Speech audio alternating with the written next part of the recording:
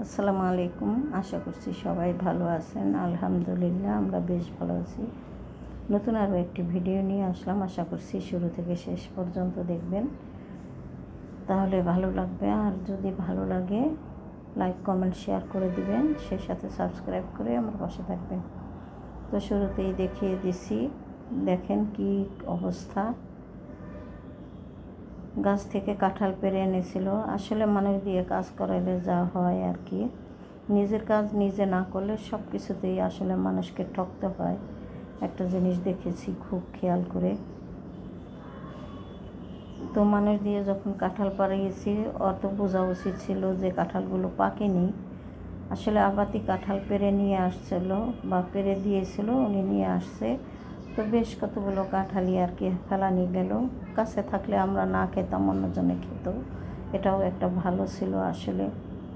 তো কী আর করার, আমি অল্প কয়েকটা উঠিয়েছিলাম, তারপরে দেখি যে খুবই নষ্ট, মনটাই খারাপ হয়ে গেল। তো কী আর করার, বীজগুলো রেখে কাঁঠালগুলো ফেলে দেব। আর বীজ খেতে, কাঁঠালের বীজই ভাজা খেতে, ভর্তা খেতে আমরা কিন্তু ভীষণ পছন্দ করি। তো আমার মনে হয় কাঁঠালের বীজ ভাজা এবং ভর্তা অনেকেই পছন্দ করেন, সেরকম আমিও। সে কারণে হাত নষ্ট করে কিন্তু সমস্ত কাঁঠালের বীজগুলো রেখে দিলাম, তা না হলে আস্ত দূরেই ফেলে দিতাম। যাই হোক, এক এক করে আমি সব কাঁঠাল ভেঙে আপনাদেরকে দেখাচ্ছি যে ভিতরে কী অবস্থা। আসলে পাকেনি, সামান্য পেকেছে, তবে মিষ্টি হয়েছে। একেবারে যে খাওয়া যায় না এরকম না, কিন্তু এরকম আসলে খাওয়া, দুই এক রোয়া কেউ খেতে পারে আর ফেলা নিয়ে যাবে। আর যেহেতু অনেক কাঁঠাল খাওয়া হয়েছে, এগুলো আর খাওয়া হবে না, তাই ভেঙে একেবারে ফেলেই দিলাম ময়লার ডাস্টবিনে। যাই হোক, দেখতেই পাচ্ছেন কী অবস্থা। তো আরও একটা কাঁঠাল ছিল, সেটাও আমি ভেঙে নিলাম। আর এটার ভিতরে তো একবারে কোষ হয়নি, কয়েক কোষ হয়েছে, সবই বুসরা। যাই হোক, তাড়াহুড়ো করে ভেঙে ফেলে দিলাম, কারণ ঘর পরিষ্কার হওয়া দরকার।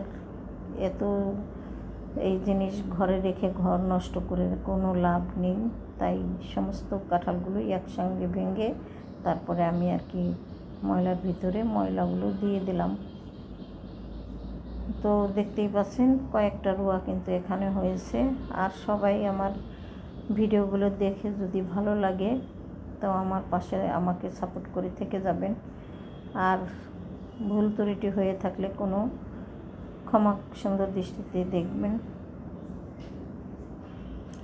কি বলবো, আসলে খুব খারাপও লাগলো। টেনে আনা কাঁঠাল যদি ভালো না হয় তো রেখে দিলাম, যদি খাওয়া যায় খাবো, না খাওয়া গেলে এইটুকু ফেলে দেব।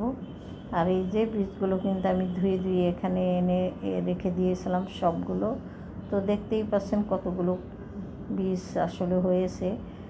তো ভালোভাবে ধুয়ে আমি বারান্দায় রোদ দিয়ে রাখবো, শুকিয়ে গেলে আমরা ভাজা অথবা ভর্তা যে যা খুশি রান্না করেও খাওয়া যায়, খাবো। তো সকালবেলা ওই কাজ করেছি, অফ ক্যামেরাতে নাস্তা সমস্ত সব কিছু খেয়ে নিয়েছি।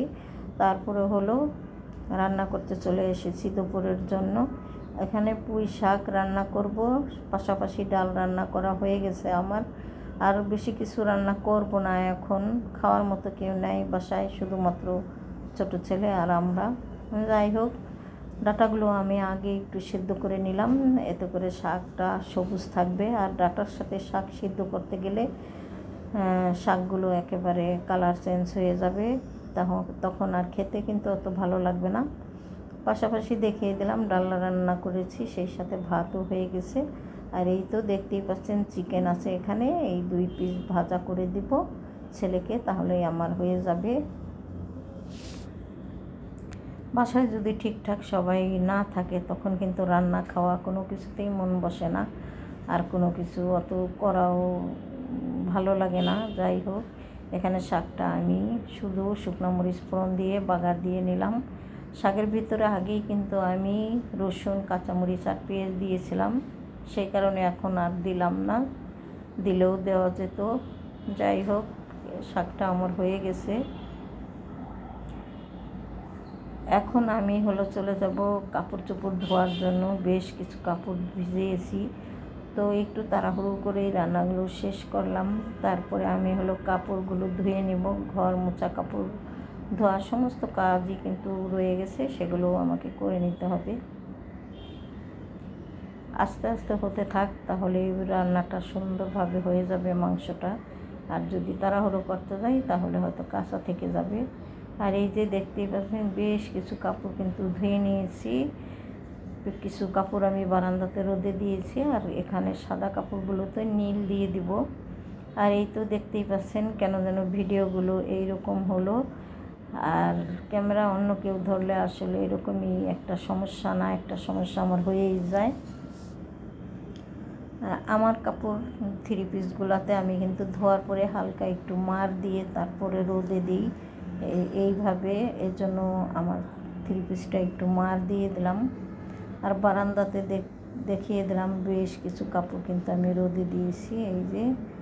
আর রঙিন কাপড় যেগুলো রং ওঠার সম্ভাবনা থাকে সেগুলো আমি আলাদা করে ধুই। সাদা কাপড়গুলো সবসময়ই আমি একসঙ্গে ধোয়ার চেষ্টা করি। এই তো কাপড় রোদে দিয়ে ছেলেকে খাবার বেড়ে দিলাম, কারণ আমার একা খাবো, সে কারণে আমি আর একটু দেরি করেই খাবো। এখন আর আমি খাবো না, ছেলে একটু বাইরে যাবে, তো ছেলেকে খাবারটা দিয়ে দিলাম। ও খেতে থাক, আমি পরবর্তীতে একা একা খেয়ে নেব। তো আমার খাওয়া তো আর আজকে শেয়ার করতে পারবো না, যতটুকু পারলাম শেয়ার করলাম।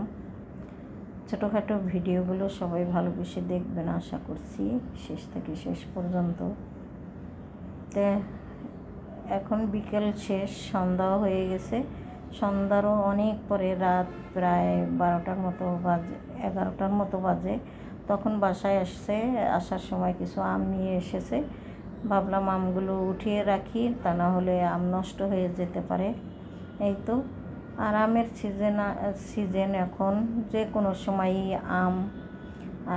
এখন আসলে আম আমাদের কাছে অত বেশি একটা ভালোও লাগে না খেতে।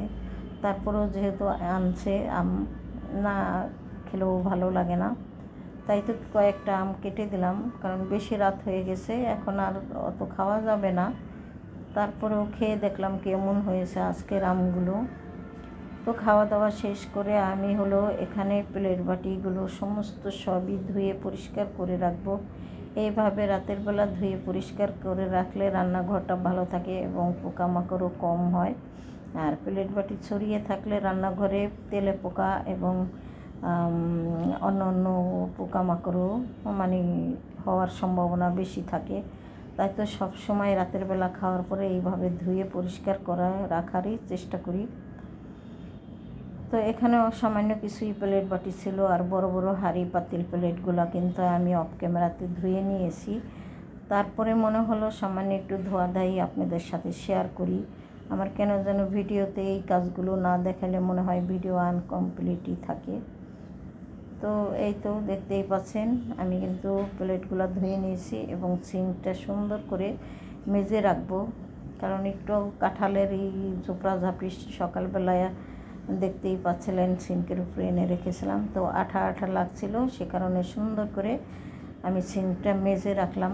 আর এমনিতেই বেশিরভাগ সময় সিঙ্ক মেজে পরিষ্কার করে রাখি। অত বেশি একটা কাউন্টার টপ নাই, তা না হলে তো আরও বেশি মাজা ঘষা করা লাগতো। সামান্য একটুই আসছে, আর সেইটুকু আমি সুন্দরভাবে পরিষ্কার করে রাখলাম রাতের বেলা। আর রাতের বেলা এই কাজগুলো করে রাখলে সকালটা খুব সুন্দরভাবে আসলে কাটিয়ে ওঠা যায়।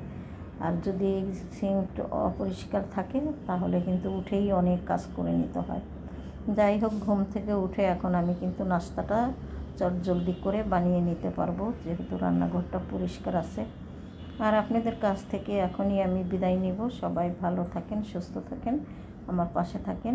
আল্লাহ হাফেজ, আসসালামু আলাইকুম।